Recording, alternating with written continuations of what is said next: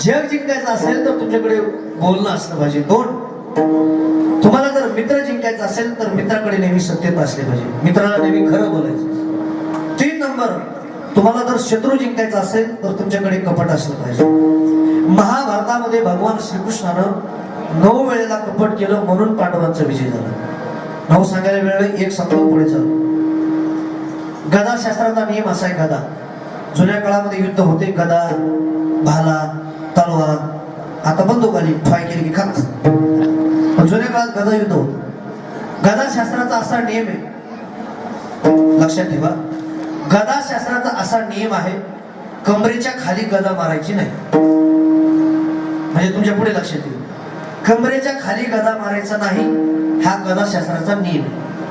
भीमाचं आणि दुर्योधनाचं युद्ध लागलं. कोणाचं? भीमाचं आणि दुर्योधनाचं युद्ध लागलं.